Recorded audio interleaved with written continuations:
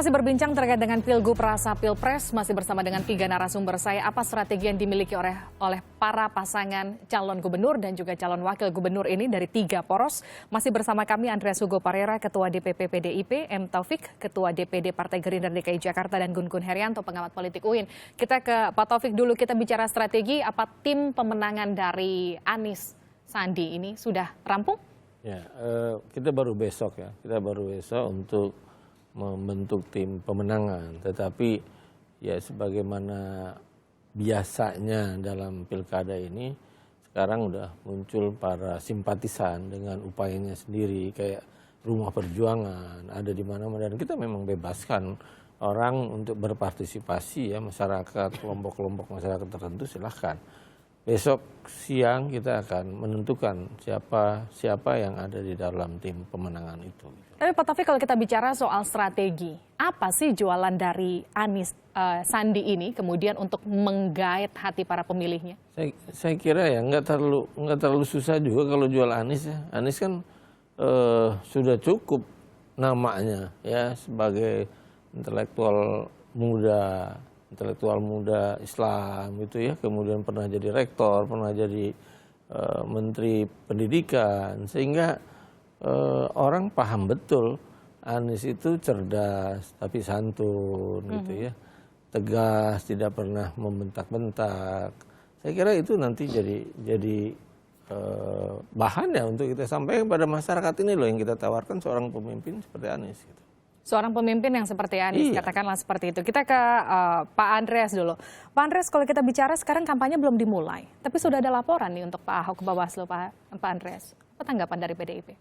Ya, saya kira sebelum ini juga sudah banyak gitu kan. Dalam arti bahwa ya sebagai petahana dia dalam proses memimpin, dalam proses bekerja, sehingga mungkin ya banyak hal yang menjadi celah untuk ini. Tapi saya lihat Pak Ahok dalam proses ini tough gitu. Salah satu kekuatan dari Pak Ahok, ya, dalam segala situasi dia tough menghadapi berbagai Anda tidak melihat ini pertarungan sebetulnya sudah dimulai ketika sudah ada laporan ke Bawaslu? Ya, bahkan sebelum-sebelumnya ini kan pertarungan sudah mulai gitu.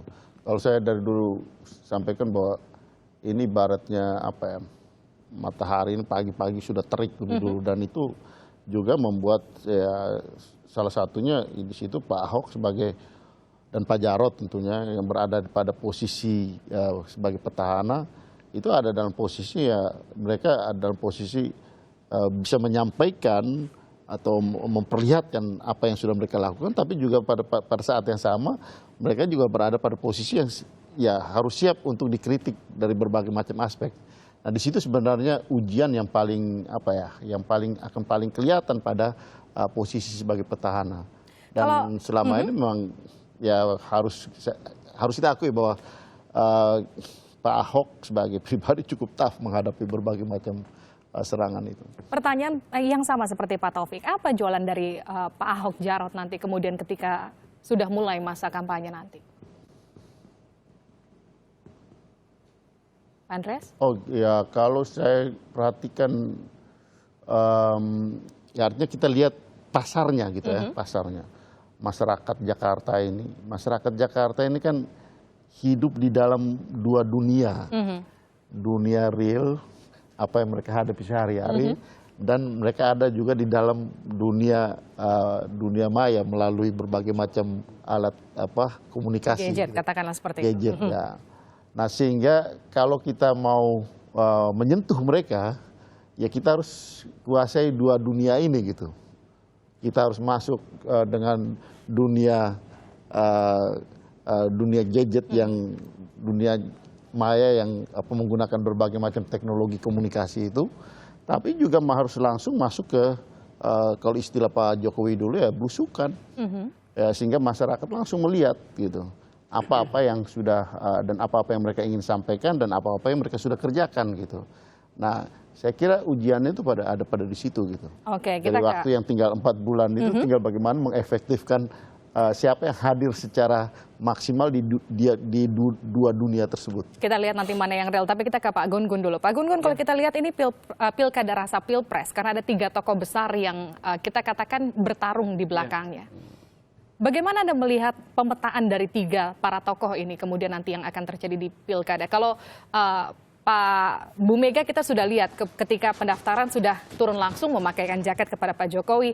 Kalau Pak Prabowo bilang kabarnya akan turun langsung ketika kampanye untuk menggrab para pemilihnya. Kemudian bagaimana dengan Anda melihat pemetaan dari para tiga tokoh ini nanti? Kalau soal tiga tokoh yang berada di tiga pasangan ini, itu menurut saya bisa di awal diposisikan dalam proses kandidasi itu sebagai reference power ya kan? Ini kan biasa dalam konteks kandidasi itu ada kekuatan rujukan yang kemudian oke, di situ ada tokoh, tetapi tidak cukup kan? Ini harus kemudian ada proses-proses yang real menyambung elit itu dengan grassroots, akar rumput, dan itu butuh pemetaan-pemetaan. Contoh misalnya. Saya melihat peluang yang bisa digarap oleh dua pasangan di luar petahana, dan tentu juga petahana akan juga tetap mempertahankan basis ini, adalah pemilih muda atau pemilih pemula. Kalau kita lihat dari 10,3 juta penduduk Jakarta, yang akan jadi pemilih kan sekitar 8 juta bukan? Dan ingat, 35% itu adalah pemilih pemula, yang usianya 17. Dan kalau kemudian kita lihat lagi ditarik dari usia 17 sampai 40, itu tahu berapa? Ada sekitar 50% Bang Andreas. Dan ini kan generasi yang bauran antara kalau 17 sampai 40 itu generasi X dan generasi Y. The baby booms sama Y generation, ya kan? Dan itu kalau kemudian digarap secara intens saja, itu akan menjadi kantong suara yang potensial. Itukah kemudian yang Anda lihat kenapa tiba-tiba ada sosok Agus Yudhoyono yang kemudian? Iya pasti. Kenapa kemudian yang dipilih misalnya yang muda seperti Pak Anies, kemudian Sandiaga, itu kan hidup nih di pasar pemilih. Kalau Pak Agus tentu selain ada faktor Pak SBY juga, tentu kan akan mencari sosok yang kemudian bisa dalam tanda petik dijual di pasar pemilih. Nah, apakah kemudian Mas Agus ini kemudian bisa mengkapitalisasi isu mudanya dan background portofolionya itu kemudian di pasar pemilih? Nah, itu akan sangat ditentukan hari-hari pada saat kampanye. Kalau saya melihat yang pertama itu ya pemilih pemula atau pemilih muda kalau diperluas lagi sampai usia 40 tahun. Kalau kita bicara waktu yang tersisa hanya tinggal hitungan bulan dalam jari, katakanlah seperti itu, tapi kemudian apa strategi yang harus dimiliki para pasangan calon kemudian untuk meraih yang kalau Anda katakan mayoritas para pemilih muda? Pertama tentu pendekatan basis komunitas. Ini biasa sangat-sangat signifikan hasilnya. Pelayanan komunitas, hubungan komunitas, pemberdayaan komunitas. Dan itu triple C konsep itu dalam konteks political marketing, contoh misalnya pendekatan Bruce Newman, itu kan sering kemudian menjadi semacam stimulan persuasi yang efektif. Kalau Pak Jokowi dulu belusukan, belusukan itu kan basisnya komunitas. Jadi kita itu bukan akunya leader, akunya calon pemimpin. Kalau aku dirinya pemimpin itu akan sangat egosentris. Artinya kita akan melihat bagaimana kemudian nanti Pilkada DKI Jakarta akan lebih seru lagi karena tidak hanya bicara soal tiga tokoh, tapi kemudian juga bicara soal bagaimana memperebutkan mayoritas suara para kita katakanlah pemilih-pemilih pemula itu kemudian untuk bertarung nanti di Pilkada DKI Jakarta.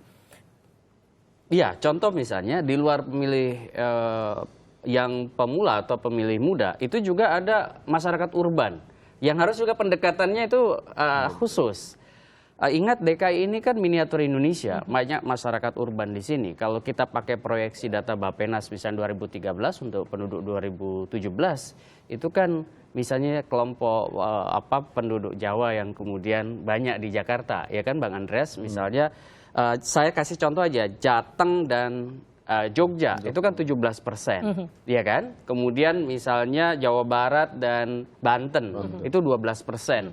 Ini adalah konfigurasi-konfigurasi yang pasti dihitung oleh masing-masing pasangan. Artinya nanti kita tinggal menunggu bagaimana kemudian strategi-strategi dari para pasangan calon ini untuk memperebutkan, kalau tadi Anda katakan ada kategori kaum urban, kemudian para pemilih tetap, untuk nanti kita pemilih pemula, katakanlah, untuk bagaimana nanti kita melihat siapa yang paling kuat dalam adu strategi di Pilkada DKI Jakarta. Terima kasih 3 narasumber saya, Andreas Hugo Parera, Ketua DPP PDIP, M. Taufik, Ketua DPD Partai Gerindra DKI Jakarta, dan Gun Gun Herianto, pengamat politik dari UIN. Terima kasih telah bergabung bersama.